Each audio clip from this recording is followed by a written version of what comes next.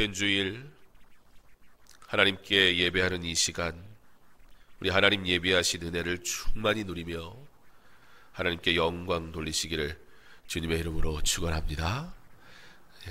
오늘 찬양대에 바이올린을 한 학생은 고등학생입니다. 요번에 명도고 과학 중점반 들어갔는데, 제가 과학 중점반을 뭐 하는 거냐니까 말 그대로 과학을 열심히 하는 거래요. 심지어 방과 후 뭐 이외에 다른 거 뭐 하는 것도 다 과학이랑 관련된 것만 해야 된대요. 그래서 제가 속으로 재미없겠다. 뭐 본인은 재밌으면 되는 거니까, 제가 별로 관심이 없다 보니까. 왜 이 말씀을 드리냐면, 바이올린을 하잖아요. 전 그게 멋있는 것 같아요. 바이올린 하는 게 멋있는 게 아니라, 우리는 내가 잘하는 것, 그걸로 하나님께 영광 드리는 게 아니고요. 우리는 하나님 내게 주신 것, 그 달란트로 하나님께 영광 돌리는 거예요. 그때 그게 멋있어요. 내가 잘하는 걸로 하려고 그러면요, 나 보나 안 보나 거기 관심이 자꾸 가요. 내가 얼마나 잘했나 못했나 그것 때문에 하나님 앞에 막 뭘 하면서도 자꾸 신경 쓰여요. 바이올린 한 학생은 공부를 잘해요. 근데 바이올린도 참 잘해요. 그죠?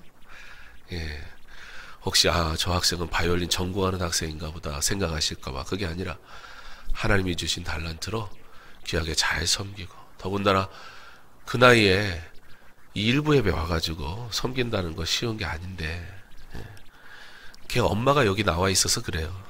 누군지는 말 못하겠고. 사랑하는 성도 여러분, 자녀를 우리가 말로 신앙을 가르치지 않기 바랍니다. 이렇게 하는 거야 저렇게 하는 거야 그거 아무짝에 소용없습니다.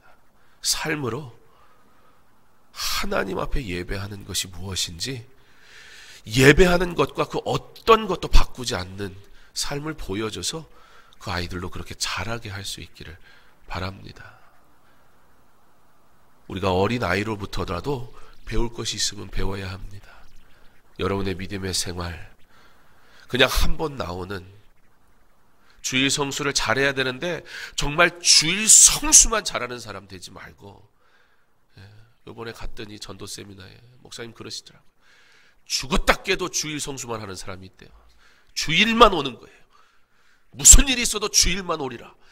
주일 성수를 기가 막히게 잘하는 사람 되지 마시고 하나님 앞에 온전히 예배하는, 예배가 기쁨이 있는 삶으로 하나님을 온전히 만나며 살아가는 저와 여러분 될 수 있기를 간절히 소망합니다. 여기 주일만 오시는 분이 많나 이렇게. 예배를 사모하시기 바랍니다. 지난주 여호수아서 서론으로 여호수아서를 어떻게 읽어야 하는지 말씀을 나눴습니다. 여호수아서는 정복과 분배의 이야기로 자칫 인간의 욕심을 위한 지침서인 것처럼 오해되곤 했다고, 역사 속에서 그러한 일들이 일어났었음을 말씀드리기도 했습니다. 그러므로 여호수아서는 정복과 분배에 대한 이야기를 가지고 있음에도 불구하고 그것을 중간에 두고 앞으로 땅으로의 입성과, 약속의 땅으로의 입성과, 그리고 뒤로는 하나님의 백성이 살아가는 삶의 미래에 대한 섬김에 대한 그 두 가지 주제가 감싸고 있는 총 네 가지의 주제로 되어 있음을 말씀드렸습니다. 이제 건너라, 취하라, 나누라, 섬기라는 주제로 전개되는 여호수아서의 말씀을 가지고 우리가 이 한 해 은혜를 나누게 될 것인데, 하나님께서 우리로 말씀을 사모하게 하사 지혜롭게 하심으로 깨닫게 하시고 하나님의 백성이 하나님의 영광을 위하여 기쁘게 사는 법을 배우고 은혜를 경험하는 그런 복된 시간 될 수 있도록 우리가 먼저 말씀을 사모하고 예배를 사모함으로 하나님이 주시는 은혜를 누릴 수 있기를 소망합니다. 일어나 이 요단을 건너 주는 그 땅으로 가라.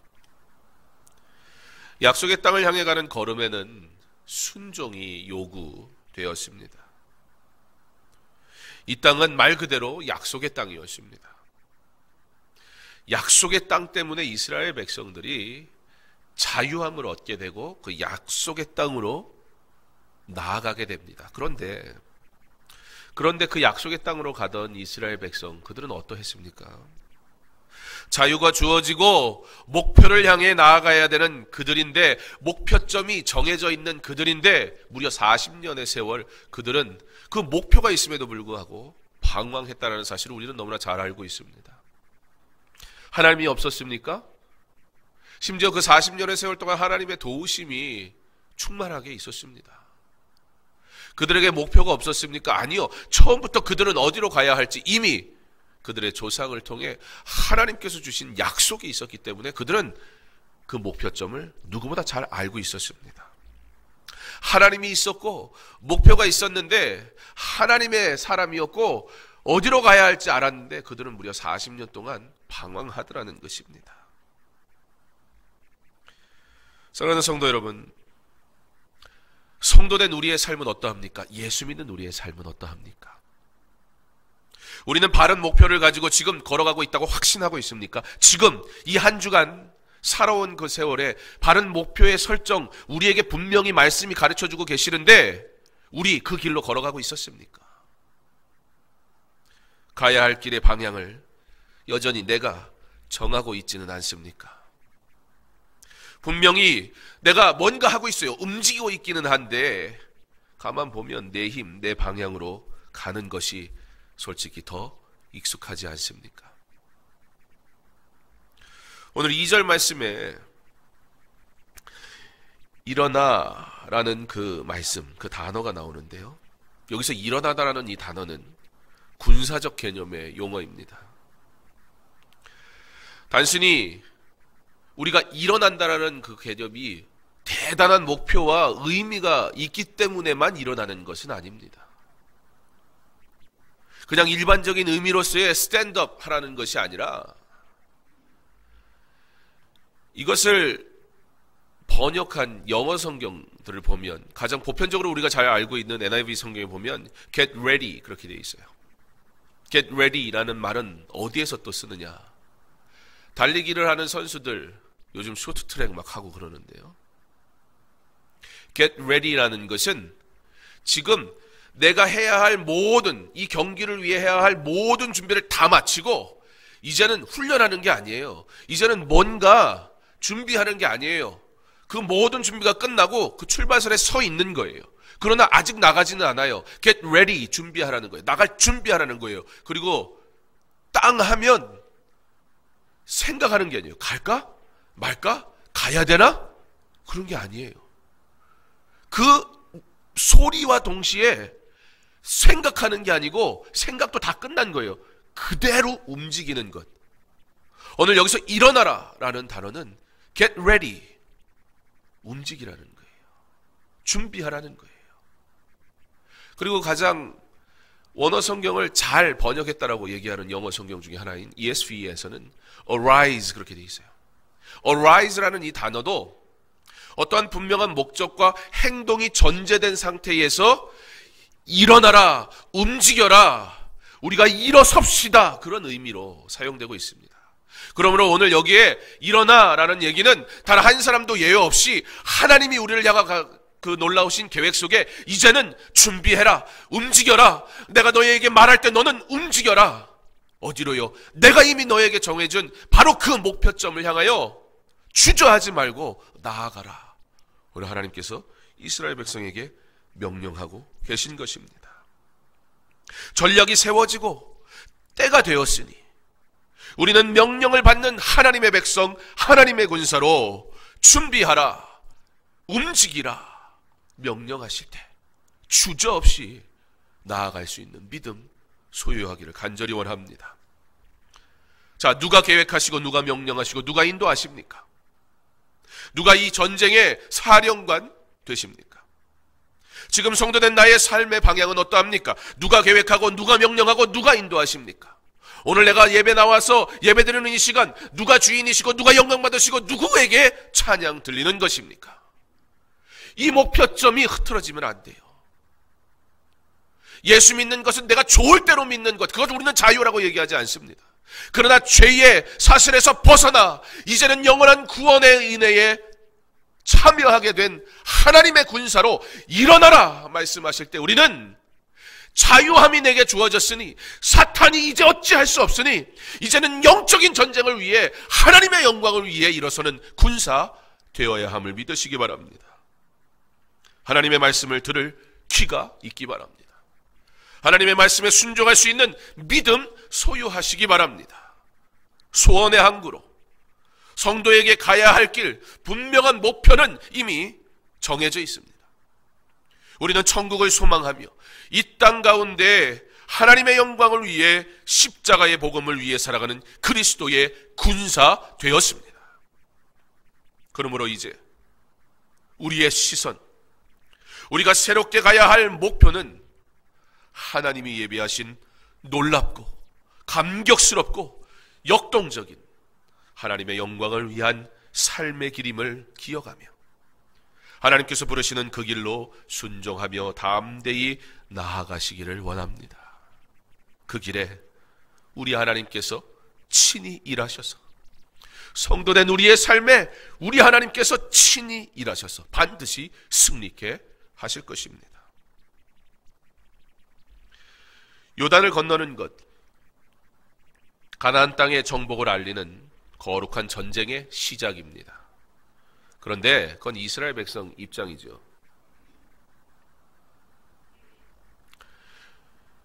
그 땅을 얻는 궁극적인 방법, 그곳에는요 원래 살던 사람들이 있었어요.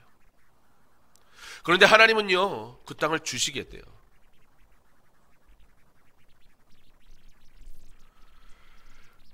땅이 목표가 돼버리면요 단순히 땅이라는 것을 얻는 것이 군사적인 어떤 힘으로 무엇을 하는 것이 이유가 되면요 얼마든지 지난 기독교 역사 속에서 이런 엉뚱한 해석들이 가능한 거예요. 나는 하나님 믿는 사람이니까 그리고 가가지고 하나님의 뜻이라고. 여러분 지나가다가 마음에 드는 목걸이가 있으면 들어가서 나는 하나님의 사람이라고 하나님이 내게 모든 것 주신다고 약속하셨다고 그러고 집어 갖고 나오세요? 나는 하나님의 사람이니까 죄를 지었어도 내가 당신에게 미안하기는 한데 큰 죄를 지어놓고 나는 하나님 앞에 회개하고 용서받았어요. 그러니까 이제는 나는 아무렇지 않아요. 그래도 돼요? 우리의 신앙이요 얼마나 이기적이고요 하나님의 복을 누린다는 것이요 얼마나 편협한지 몰라요. 오늘 하나님이 그런 얘기 하시는 거예요? 아니에요. 그래서 오늘 여러분 보세요. 전쟁에 대해서 얘기하시는데요 이따가도 얘기하겠지만 하나님은 그러니까 말씀 지키래요. 이게 무슨 얘기예요? 전쟁을 할 건데 그러니까 너 내 율법을 잘 지켜. 그러기 위해서 강하고 담대해야 돼. 그런데 그게 성도가 사는 방법이에요. 그런데 성도가 세상에서 그렇게 살지 않아요. 그래서 하나님의 능력이 나타나지 않는 거예요. 성도가 동일하게 세상의 방법으로 해요. 예배보다 그 일이 더 중요한 거예요. 아무리 예수 믿어도 그렇지 하나님의 율법보다 세상의 가치 무시 못하는 거예요. 그리고 급할 때 하나님 찾는 거예요. 그저 하나님은 내 나름의 믿음 속에 존재하는 그저 도구에 불과하지 않아요. 하나님은 이스라엘 백성에게 전쟁을 나가는데 하나님이 요구하시는 바가 있어요. 처음 무엇이었냐면 요단을 건너라는 것이었어요. 순종하며 나오라는 것이에요. 그러면서 하나님께서 이것은 그 땅은 궁극적으로 그 땅을 얻는 방법은 단순한 외적 군사적 힘이 아닌 하나님이 주시겠다고 말씀하신 약속의 성취로 인해 선물로 받는 것이라는 사실을 기억하게 하시는 거예요. 그런데 그곳에는 이미 거주하고 있던 가나안 사람들이 있었습니다. 이제 요단을 건너가면 그 즉시 가나안인들을 향한 전쟁 선포가 되는 거였어요. 그러므로 하나님께서 모세와 함께 있었던 것 같이 내가 너와 함께 하리라 여호수아에게 말씀하시는 거예요. 그런데 거기에 한 가지 추가해서 오직 강하고 극히 담대하라 요구하고 계신 것입니다. 사랑하는 성도 여러분, 이스라엘 백성에게 허락하신 약속의 땅은 그냥 잘 준비되어 포장된 선물이 아니었습니다. 약속의 땅은 부르심에 순종하여 나아갈 때 하나님의 백성이 수고하여 얻을 땅이었습니다. 그러나 오해하지는 마세요. 하나님의 구원이 우리의 수고로 얻어진다는 의미가 아니에요. 그런데 하나님은요, 그 구원의 은혜에 참여한 성도에게 수고할 것을 요구하시더라는 거예요. 그게 무슨 말일까요? 수고함을 통해 하나님이 함께 하심을 깨닫게 하시는 거예요. 수고함을 통해 하나님께서만 그들을 보호하신다는 사실을 경험하게 하시는 거예요. 수고함을 통해 하나님이 원하시는 것이 무엇이냐? 순종하라는 것, 하나님의 은혜로 사는 것임을 고백하게 하시는 거예요. 그렇게 하나님께서는 저들로 하나님께서 주시는 풍성한 삶, 하나님께 주시는 감격의 삶, 하나님께 주시는 아름다운 삶을 살게 하시려고 오늘 그들에게 수고를 요구하십니다. 성도의 삶 가운데 하나님께서 우리에게 구원의 약속을 허락하셨고 소원의 항구로 영원한 저 천국을 소망하며 날아가는 인생길에 그리스도의 삶에도 문제는 분명히 닥칠 것입니다. 그러나 두려워하지 마세요. 극히 담대하세요. 하나님의 말씀 가운데 거하세요. 그때 하나님께서 능력 있게 하실 거예요. 오히려 그 문제 속에서 우리의 믿음을 더 자라게 하실 거예요. 그 문제가 없었다면 하나님 떠날 그 인생이 그 문제 속에 일하시는 하나님을 경험하게 되므로 하나님이 없으면 살 수 없다는 은혜를 알게 될 거예요. 하나님이 그 수고함을 통해서 내 자랑, 내 일, 내 열심으로 살 수밖에 없었던 그 인생으로 하여금 하나님 내 능력이 아니었고 하나님이 내게 은혜 주셔서 나를 부르셔서 이와 같이 섬길 수 있도록 허락하셨으니 이 영광 다 하나님의 것입니다라고 고백하게 만드시는 거예요. 하나님이 지금 당장이라도 천군 천사를 보내서 그 가나안을 쓸어버리지 않으시게 능력이 없으십니까? 그런 게 아니에요. 그러나 그들에게 요단강을 건너라. 그리고 담대해라. 내가 어떻게 너희를 통해 일하는지 봐라. 네가 이 수고에 참여해라. 이 복음의 수고, 섬김의 수고, 이 은혜를 나누는 수고에 너희가 참여하라. 너희의 물질을 드리고 너희의 마음을 드리고, 여러분 전쟁은요 내 생명까지 드려야 돼요. 그때 하나님께서 보게 하시겠다는 거예요. 내가 어떻게 일하는지. 그게 믿음입니다. 그게 성도가 이 땅에서 살아가며 부도 얻을 이유요, 힘도 얻을 이유입니다. 그것 없이 세상의 가치로 그것을 소유하려고 하면 하나님은 은혜 주시지 않아요.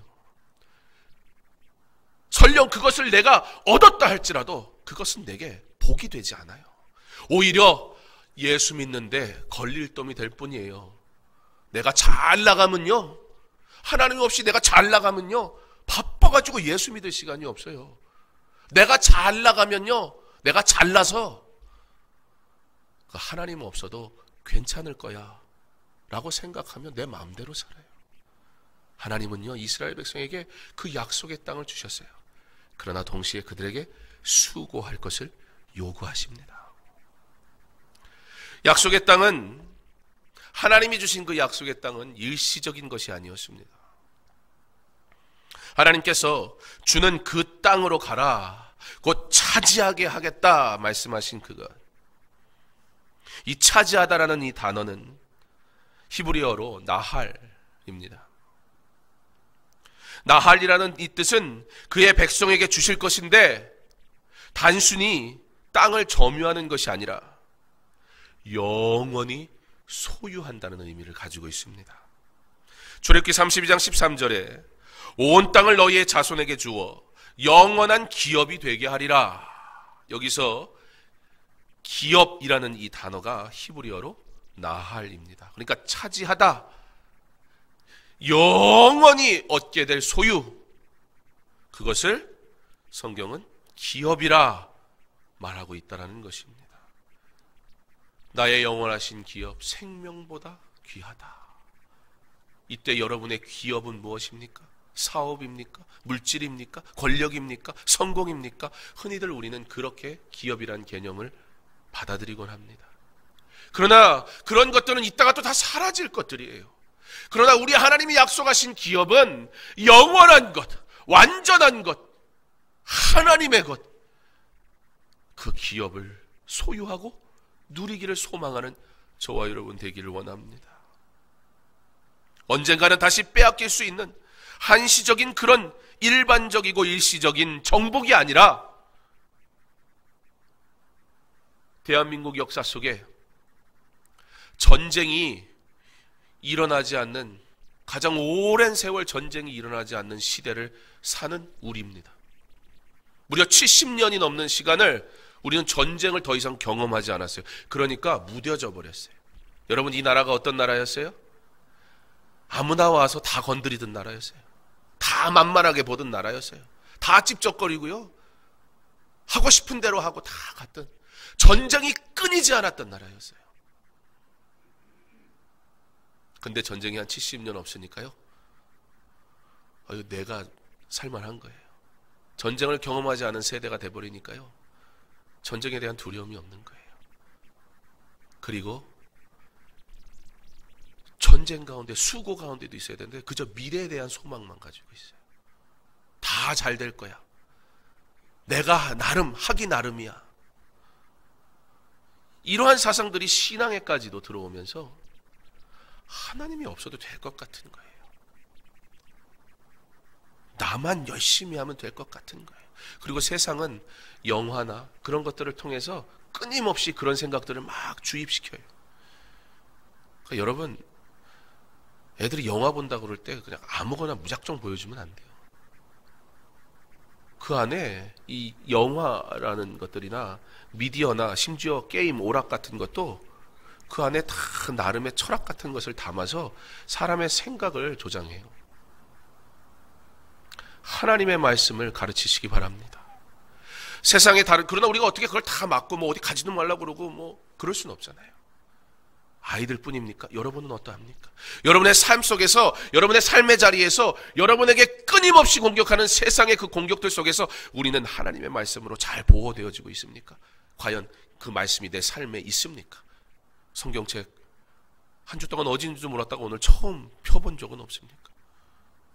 심지어 주일날 성경책도 안 갖고 오지 않습니까? 지난주부터 새벽 예배 때는 방송을 안 보여드려요. 그냥 성경책 보시라고. 어떤 교회는, 오래된 교회, 김창희 목사님 목회하셨던 충영교회는 금요일날 한 예배 1000명 정도가 모이는데 멀잖아요. 근데 안 보여줘요. 거긴 지금도 다 자기 성경 펴서 말씀 보게 해요. 물론 그것이 그렇게 했으니까 거룩해지는 건 아니에요. 그러나 우리가 말씀을 대하는 자세가 어떠하냐는 거예요. 요즘은 성경책 없어도 신앙생활 얼마든지 할 수 있는 그런 세월을 살고 있지 않습니까? 그러다 보면 나중에 하나님 없어도 신앙생활하는 때가 올지도 몰라요. 예배가 뭐예요? 믿음 생활하는 게 뭐예요? 내가 이곳에서 내가 가진 달란트로 이것저것 하고 막 열심히 봉사하고 섬기고 수고한 것, 수고했다, 내 만족. 우리의 신앙이 지금 바른 길로 가고 있습니까? 하나님의 백성에게 천국은 하나님의 선물로 주어진 보장된 약속입니다. 하나님께서 구원하기로 작정하신 모든 자들은 반드시 구원 얻습니다. 그러나 이미 정해졌으니 그렇기에 내 뜻대로 합니까? 그럴 수 없습니다. 구원의 은혜를 진정 감사하는 자는 결코 그렇게 하지 않습니다. 참 구원의 감격을 아는 자 된 성도는 오히려 겸손합니다. 나를 자랑하지 못합니다. 죄를 멀리하고 삶의 주인이 하나님이심을 고백하며 구원의 하나님을 영원토록 찬양하고 그의 말씀에 순종합니다. 그렇기에 거룩한 전쟁을 위해 하나님 요구하시는 것은 다른 것이 아니라 내가 명령한 그 법을 다 지켜 행하고 우로나 좌로나 치우치지 말라. 성도의 전쟁은 세상의 것과 같지 않습니다. 하나님의 말씀을 지키고 순종하는 것으로 시작됩니다. 그때에 하나님께서 약속하신 대로 성도는 어디로 가든지 다 형통할 것입니다. 말씀, 곧 우리에게 지키라 하시는 율법은 다른 말로 규범, 가르침이라고 설명할 수 있습니다. 이 율법, 하나님이 우리에게 주신 규범, 하나님이 우리에게 가르치시는 그 말씀은 성도로 하여금 성도의 정체성과 사명을 분명히 보여주십니다. 그러므로 말씀을 묵상하는 가운데 내가 누구인지 깨닫고 주의 일을 해야지, 성경은 잘 몰라요, 근데 내가 열심히는 섬길게요 라고 할 수 없다는 거예요. 말씀을 통해서 하나님께서 우리에게 주신 사명, 섬김이 무엇인지 깨닫고 섬겨야지, 그것 없이 내 열심으로 하면 하나님은 관심 없으세요. 그러므로 이 말씀이 우리의 삶의 길이 됨을 믿음으로 말씀에 순종하며 이제 하나님의 창조의 목적대로 하나님의 영광을 위해 살아갈 때 하나님이 주시는 형통의 복을 누리는 저와 여러분 될 수 있기를 바랍니다. 내가 내게 명령한 것이 아니냐, 강하고 담대하라, 두려워하지 말며 놀라지 말라. 네가 어디로 가든지 내 하나님 여호와가 너와 함께 하느니라. 하나님께서는 지금도 살아계셔서 저와 여러분과 함께 하시는 줄 믿으시기 바랍니다. 그 하나님과 동행하는 것이 복인 줄 믿으시기 바랍니다. 이 율법을 다 지켜 우리에게 명령하신 대로, 하나님이 우리에게 그렇게 명령하셨으니 어떻게 하는 거예요? Get ready 하는 거예요. Arise 하는 거예요. 일어나. 내 뜻대로 일어나는 게 아니라, 내가 원하는 일이 있어서 일어나는 것이 아니라, 내가 아쉽고 내가 필요한 게 있어서 일어나는 것이 아니라, 하나님이 계획하셨고 하나님이 갈 길을 정하셨으니 우리는 군사되어 마치도 출발선에 서 있는 달리기 선수처럼 목표는 분명해요. 그리고 하나님이 명령하실 때 가라, 고민하지 아니하고 내 생명까지도 드리리라. 거룩한 전쟁, 이 영적인 전쟁에 준비되어 승리하여 하나님께 영광 돌릴 수 있는 저와 여러분의 삶이 될 수 있기를, 그 승리의 삶을 사는 저와 여러분 때문에 이 땅이 변화되고 잃어버린 영혼이 주께 돌아오고 하나님께서 영광 받으시기를 주님의 이름으로 축원합니다.